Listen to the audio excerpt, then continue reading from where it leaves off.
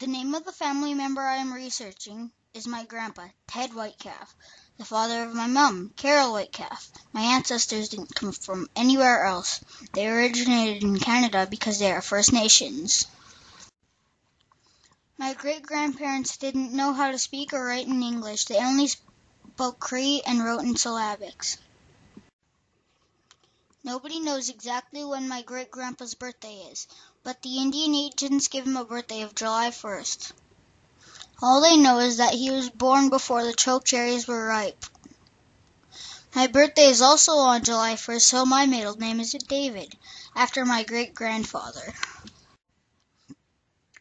My great-great-grandma did not have a real name. They just called her Antelope, and she died in 1988.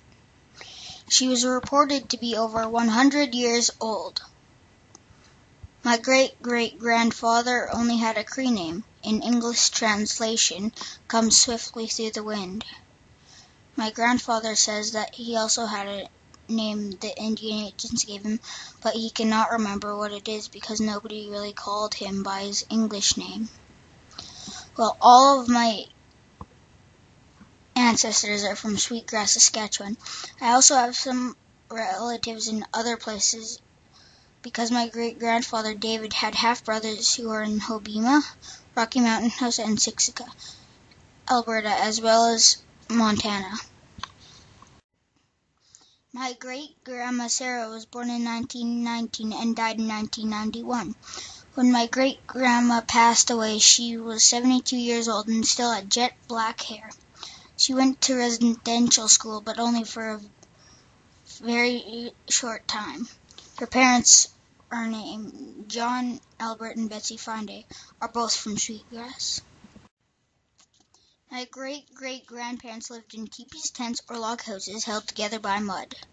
Their main sources of transportation was horses and horse-pulled wagons. When they hunted bison,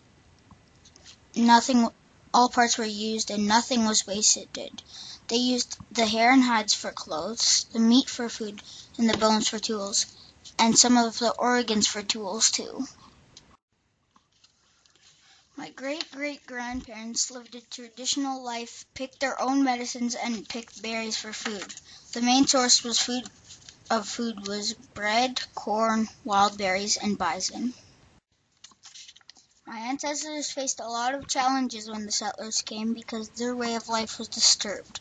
The Europeans killed the bison just to get rid of the First Nations people. When the settlers came, my ancestors had to deal with the loss of land and were placed on reserves. There came a time when my ancestors were not able to leave the reserve and had to get permission from Indian agents. There was also a shortage of food because they were not able to hunt anymore. Another challenge they faced was residential schools. It was a dark time for First Nations people. Many children were taken from their families and sent to schools far away. Some families hid their children when the wagons came, but many families were punished if they were caught.